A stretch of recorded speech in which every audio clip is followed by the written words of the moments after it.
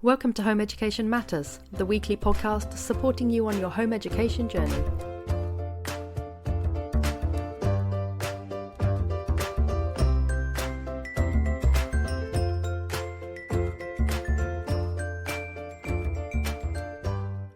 Hello and welcome to another episode of Home Education Matters, and today I'm joined by Ash as part of our Journey into Home Education series, and it is episode 5, and we're going to be finding out how Ash has got on in January. So Ash, hello, how have you been doing? How has January been for you? Hello. January's been good actually. It's been I think it's been a little bit more like I think we found our rhythm again a little bit better. And I think part of that is I've gotten a tutor for Ismael for maths, which kind of takes a bit of the pressure off me because I think towards the end of the year I was really stressing about kind of um him falling behind. And I say falling behind in a very kind of loose way because I know there is no behind, but if I want him to kind of be okay with joining secondary school at some point, which is still what he wants to do. I need to make sure he's still kind of maintaining the kind of level that he would be put in when he's in year 7. So that's kind of taken some of the pressure off because I feel as a maths is a big one. Um, and then I found everything else a bit more manageable. I found just by taking the pressure off there a little bit, I found it easier. He's found it a lot easier because we're going into World War II now. We're looking at the Second World War, and that's something he's really, really interested in. And so we've linked our literacy to that and all those sorts of things. So yeah, it's been a good month. I would say January's been a more positive month. Do you feel now you're ticking off the maths that just calms that bit of you down that is like, I'm not doing enough, I'm not doing enough? Yeah, I think it just takes the pressure, like I said, the pressure off a little bit. And also, I think sometimes children do need a change of face, and not all children, but certainly with Ismail, I think because it was just me and him for a lot of the learning that we've done so far. And then I was kind of juggling because I have a toddler as well, so Ismail's got a little sister. And then also on top of that, just work and everything, just everything that comes into life, basically. I think sometimes and obviously Ismail's home education has been such a big priority that I feel almost resentful when I'm having to do other things because I feel as though then I'm not giving him my full attention. So now that I've got somebody else sharing the load, a big chunk of the load, because maths I think is one of those big ones that we like to do every day in some element anyway. So I think it's quite nice to have that pressure off, and it's just given me the I think breathing space really to be able to focus on the other areas and just get to enjoying it again a bit more. So that's been really positive, I think. Does your maths tutor set Ismail work to do through the week so that Yeah, is so the maths tutor completely like off for you take now? care. Well, it is Mm. basic. I don't work on Fridays at all, so my hours on Fridays are basically dedicated to kind of consolidating the things that Ismail's done on through the week on Fridays, and any kind of like areas we might go on a field trip on field trip. That's very American, isn't it? I mean, we might go and visit somewhere or do something on a Friday. So he sees the tutor twice a week, but on the other days, work is set for him to be able to do those things. So, and on top of that, on a daily basis, he's pledged to the maths tutor to do kind of 15 minutes of things every day anyway, on top of the work that's being set. So I don't feel like he thinks it's too much. I think the structure has helped him a little bit, even though he will fight against it in a way because he'll say, "Oh, I don't want to do this. This is boring." But I think when he's into it, then it's giving him those little boosts of confidence when he's doing the things that he wasn't very good at doing before. So, for example, we've been focusing on things like multiplying decimals and things like that at the moment. And I think he found it really overwhelming last week. He was in tears actually last week because he felt like he couldn't do it. And then when I sat down with him on the Friday and we just went through everything, and he just felt so much better being able to do it. And this week's been much more positive based on the back of that as well. So I think those little boosts to his self-confidence are really helpful. I am a little bit concerned about kind of him saying things like, oh, it's boring. But I don't know, it's just really difficult to say, oh, well, it'll be completely child-led and Ismail can choose what he wants to do in maths because there are certain things you just have to do if you want to stay aligned with a curriculum. So I think it's just one of those things that he's going to have to accept because in year 7, if he does decide to go into secondary school, he is going to have to follow the curriculum that they set for him. Yeah, and I think in some ways there's a built-in time pressure, isn't there? Because you've got September as a possible re-entry into the school system. Because I know that there'll be people listening who will say, well, if your child was if learning was child-led, then if Ismail found maths uninteresting, you could just not do it until he finds it interesting. But it does put a certain pressure on, like, will he ever find it interesting? I mean, I personally really don't find maths interesting and never have. And I think given if I'd been child-led, I would not have ever done any maths. I would just have opted out of it completely. Yeah, absolutely. I don't think so. I think he does enjoy it. He always has said maths is more favorable to him than English. But I think there's an element of like anything formal learning is very off-putting to him still. So you know how I've read a lot about this kind of when children first come out of school and they have that period of kind of unschooling or kind of like figuring out where, just kind of recovering from the trauma of school and then kind of finding their interests in that way. I don't feel like we've had a proper chance to do that fully because of Ismail's ambition to kind of go back into the school system.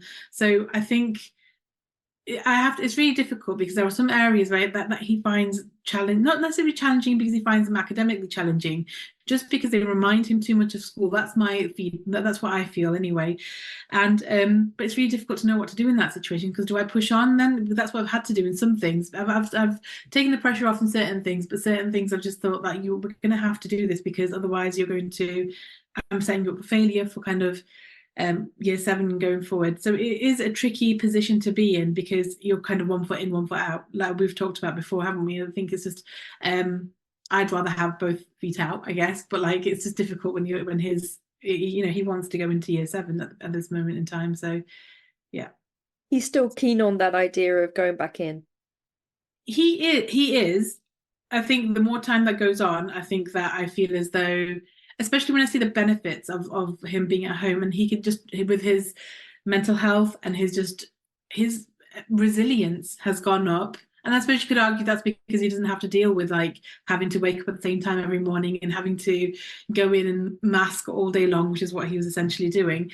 And that's why. But I think the benefits that we're seeing from it, I think it's not going to take him long to go back into the school system and perhaps feel like that's not right for him. However, like I do want to encourage him if that's what he wants to do, and that I will support him either way with whatever if he feels is right. But I think, if you're at school, I was thinking about this, if you're at school and you know that most people who go to school probably feel like this is the only option, you have to go, and there's that element of there's no other choice. But if Ismail knows that if things don't work out, you always have the option of being educated at home, that might take the pressure off a little bit as well. So I don't know which way it's going to go, to be honest. But I mean, I've got a good gut feeling, but I'm not sure which way it's going to go for sure.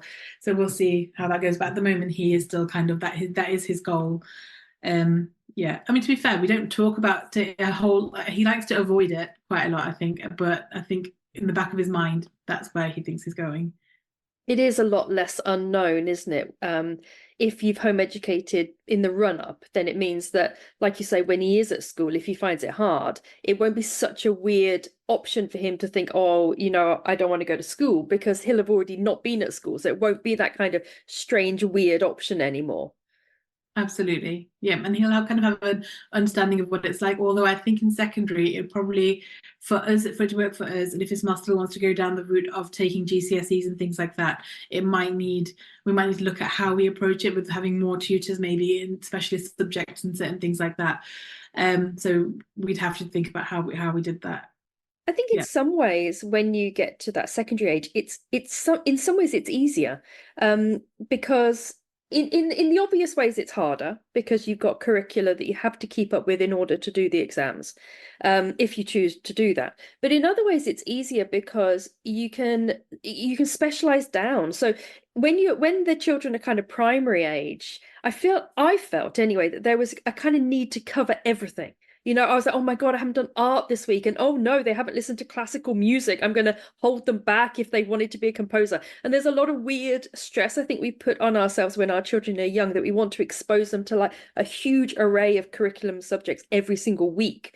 And when it comes to secondary, most home educators kind of niche down. So they do like 2 or 3 GCSEs a year. And that means it's much more kind of distilled, it's kind of slightly simpler and more distilled. You sort of think to yourself, okay, well, we'll always do some maths, but then maybe we're going to do geography and maybe we're going to do statistics, for example, and they are the subjects. And then when you look at your timetable for the year, you're like, okay, today, what should we do today? Let's do a bit of statistics, a little bit of geography, a little bit of maths. Ding, it's easy. Like that's pretty much what every day is going to be like for the next year. And Yeah. and of course, as your child gets older, they get more and more autonomous. So they take charge of their workload so much more. So in lots of ways, actually, from about 12 onwards, it's kind of a little bit easier actually home educating because it's just simpler. Yeah, I do feel as though I think chaos is the wrong word, but at the moment it does feel like you're everywhere. Like you like you said, trying to fit in that. Have I not given them exposure to music this week and all those sorts of things? But you're right, and even in schools they don't do music every single week. They do them. They block them out, so they'll have like 1 week of doing that and 1 week of RE. Sorry, one half term focused on music, one half term focused on RE or whatever. But I think it does put you in a position where you're like thinking, I need to do all these things. And I love the idea. So I think we spoke about this a few months ago when you talked about how home educated children who do want to follow the academic route and do the GCSEs and things like that, they tend to just do 2 or 3 GCSEs a year. And that's a really great way for them to, I guess it's less pressure. And I completely loved that idea for Ismael as well. This was at that time, he wasn't adamant that he was going to go to secondary school. So yeah, I completely see what you're saying, and I think there would be an element of him kind of taking ownership of his own learning when he hits kind of 12, 13. But we're not quite there yet at all. So we're still No, and it depends on the child as well. I mean, yeah. my daughter's 15, she's nearly 16, and she's really only just taking control of her workload, whereas my son from a age of 11 basically took charge of timetabling his own subjects in. So it depends on the child. Some children just are a bit kind of perfectionist and they like their charts. In actual fact, I did a podcast as part of our sharing our successes season with a girl called Chloe, who is a really shining example of a home ed child who really likes to organize their time. She's got like flow charts and checklists and it's fabulous. I mean, she's super motivated, but some children just aren't that way. And some children really just, they like to have a certain amount of direction from the parent, and that will carry on God knows how long, maybe into their 20s. I don't know. So some children just do mature slightly differently, I think, don't they? I think so. And I think it's important. So Ismail has a lot of interests and passions that he'll be up for them, ready for them, doing those things.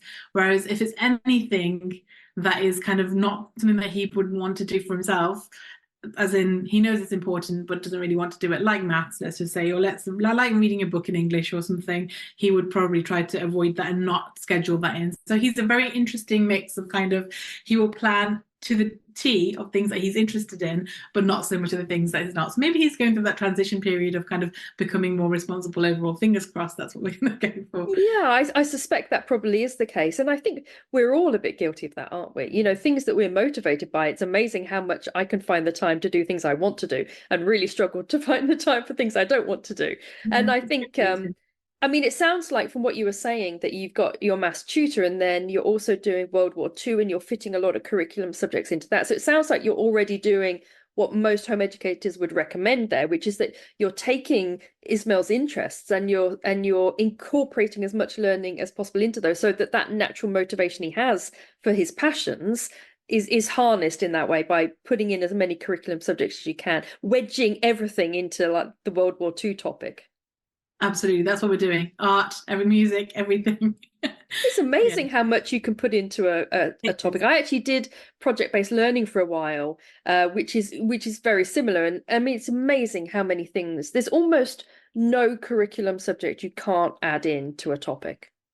I completely agree. I think you're right. Yeah, and I think that's when, if it's within his interests and it's all linked, you can see it coming together. And I think that really motivates him with his learning as well. So that's always really, it's really nice to see.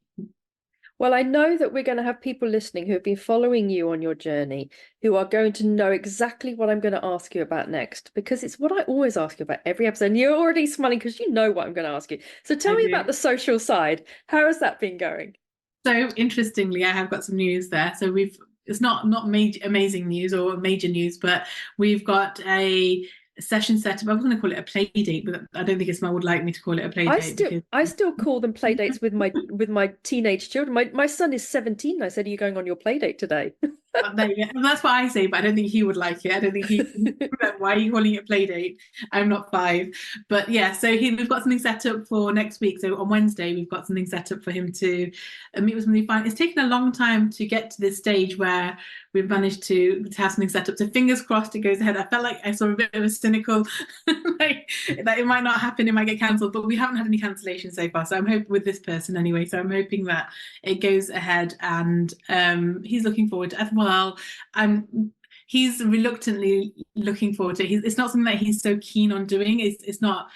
I think he feels as though it's being imposed on him as opposed to him coming completely from him. He will do it, and he kind of sees the benefits of it, but there's a reluctance. But I think that is because it's a new situation, and he's going to have all of his social tools out of how to kind of interact for the first time you meet somebody, and that is probably quite overwhelming. It is for adults as well sometimes, isn't it? So I have that understanding there. But fingers crossed that goes ahead and we can do that. He has had some social contact with other people as well, so other school friends that he's had and other people kind of within the my friends' kids and things like that this month, but not as much as probably around Christmas time. However, this is the one that I'm really excited about because I'm hoping that we can at least get kind of like an idea of, as you said, asking the parent where else we can go, where else we can, meet, those sorts of things, as in to other groups that are kind of happening in a life at the moment.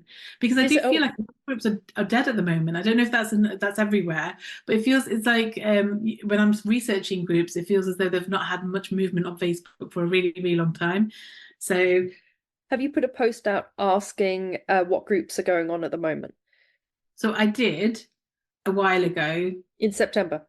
It was like September, October time, I think it was, but not recently. So it might be a good idea to do that again. So yeah. Yeah, I would, because they will be starting back up now.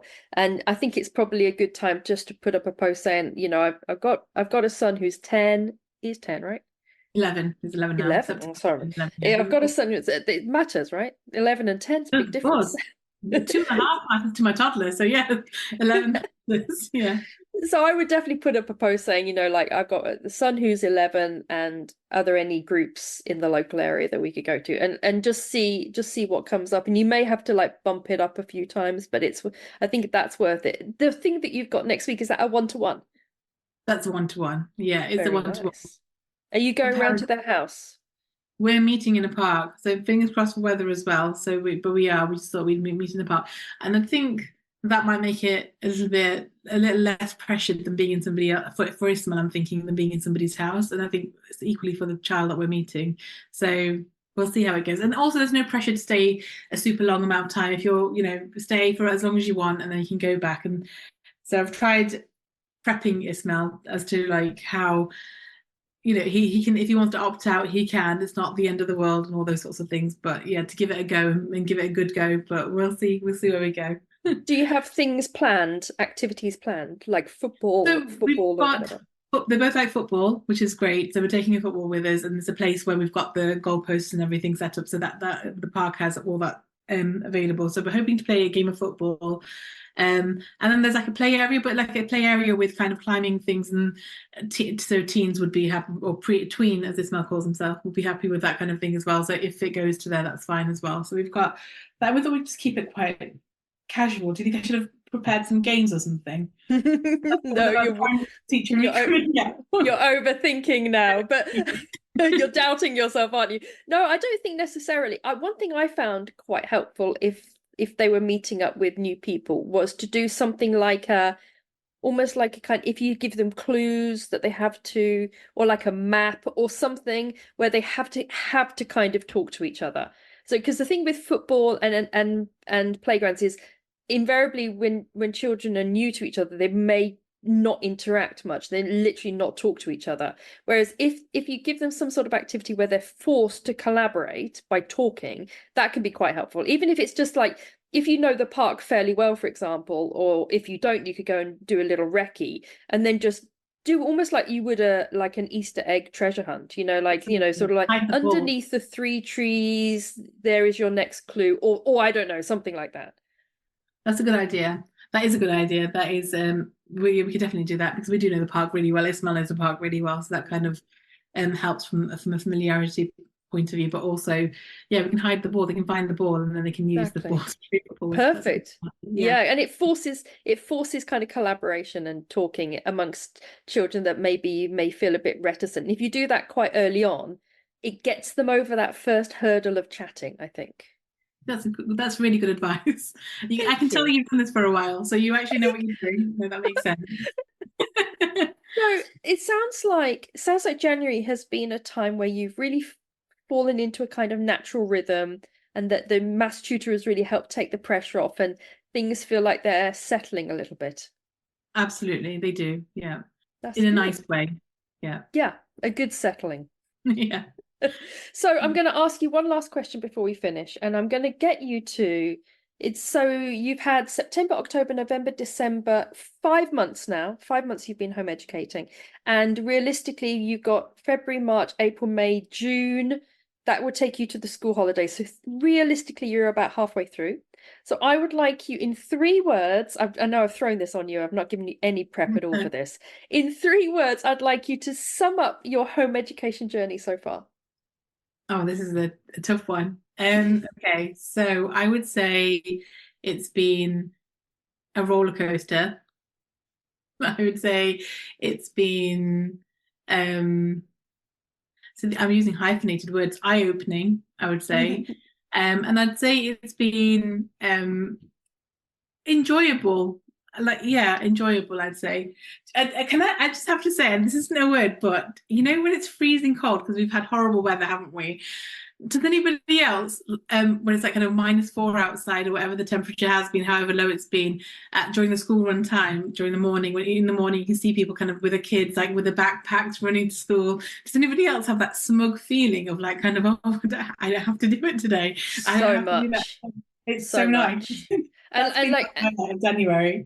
and you see these children, and they're like weighed down by these big backpacks, and they're like scuffling along really quickly trying to get to school at like, and it's like 8:40 in the morning, and my children are fast asleep in bed. And I have to say, I do quite regularly think, yeah. This is Yeah. a good choice. It is. Yeah. You got to take the bonuses, right? That is You have definitely a to, bonus. absolutely. Yeah, I really enjoyed that in January, not having to wait. Because obviously we were just doing it last year, and to get Ismael into school was a real struggle with like, lots of essentially tears and tantrums basically, and then a lot of masking in the day and then coming back and a lot of explosions when he came back in the evening. And just not having that is just a big bonus. So I would say that's why I'm enjoying those aspects of home educating for sure, because I don't miss them at all. Yeah. Celebrate your wins, and that's definitely Yeah. a win. Well, thank you so much, Ash. It's been lovely catching up and hearing about your very positive January, and look forward to meeting you at the end of a short month next month, and the end of February, and see how you've been getting on. Lovely. Okay, have a lovely month. All right. And You you. too. Bye. Bye. Thank you so much for joining us for today's Home Education Matters podcast. See you at the next one. Have a lovely day.